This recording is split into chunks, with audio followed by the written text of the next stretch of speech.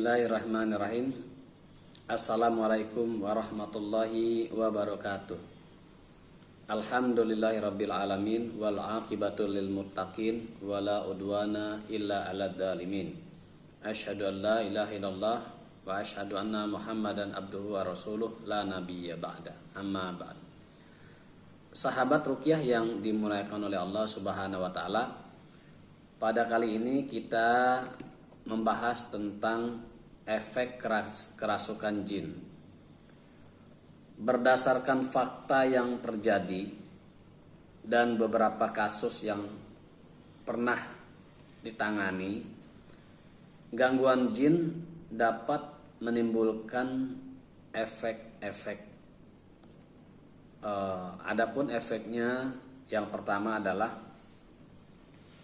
ketakutan atau fobia. Jin dapat menimbulkan ketakutan dalam diri seseorang sehingga dapat mengganggu ketenangan dan menimbulkan sempitnya pergerakan atau aktivitas. Bahkan sampai menimbulkan gangguan psikis atau kejiwaan. Ketakutan yang dimunculkan oleh gangguan jin setidaknya dapat terjadi dalam dua bentuk.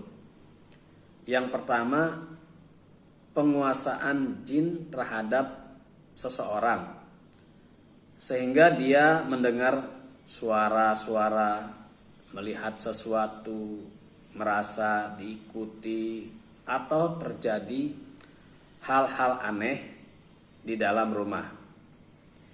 Ini yang umum terjadi, keluhan banyak orang saat menceritakan pengalamannya sebelum dilakukan terapi ruqyah.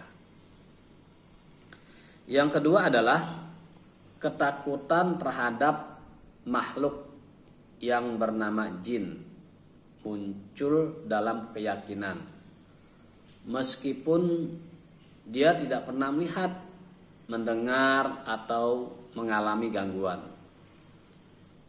Ketakutan seperti ini dimunculkan setan lewat cerita-cerita atau film-film horor yang membuat sebagian orang takut untuk keluar rumah di malam hari, takut melintasi kuburan, takut di tempat yang gelap secara berlebihan, dan sebagainya.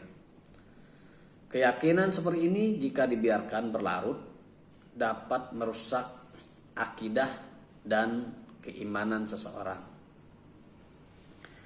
Kedua, efek gangguan jin atau efek kerasukan jin adalah terganggunya mental atau saraf.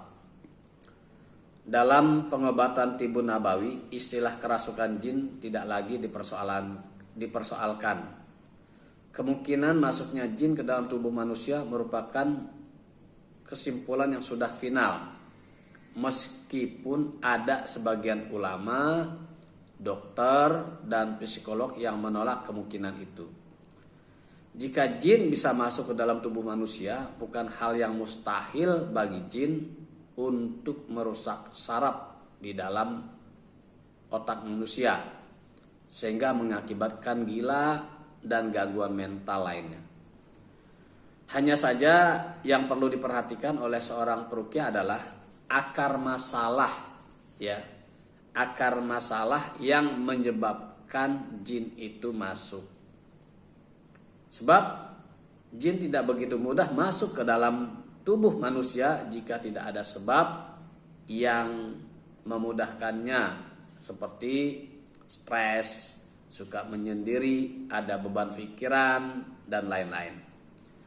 Jadi, selain melakukan terapi ruqyah dengan membacakan ayat-ayat Al-Quran, seorang peruqyah harus mampu menjadi konselor, psikolog, dan penasehat spiritual dalam artian yang sesungguhnya.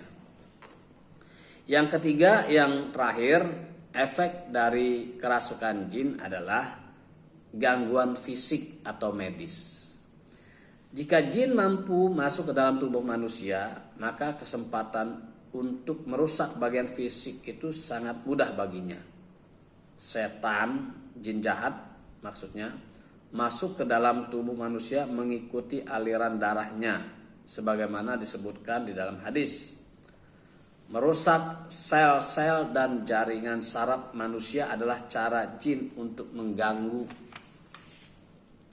secara fisik sehingga menyebabkan kelumpuhan pada anggota tubuh, kebutaan, gangguan kulit, dan bahkan gangguan darah dan tulang. Untuk menjelaskan secara gamblang bahwa gangguan fisik itu disebabkan oleh jin, adanya ketidakmampuan para medis mengidentifikasi penyakit dan ketidakmampuan mereka mengobatinya. Ini beda gangguan fisik biasa dengan gangguan fisik akibat gangguan jin. Banyak orang yang sakit bertahun-tahun tanpa solusi dari dokter tapi sembuh dengan ruqyah syariah atau setidaknya mengalami perubahan mental menghadapi penyakitnya sehingga mengalami ketenangan.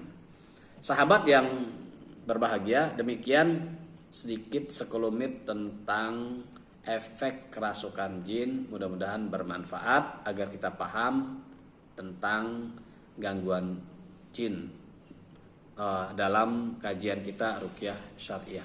Demikian, mudah-mudahan bermanfaat. Aku qouli hadza. Assalamualaikum warahmatullahi wabarakatuh.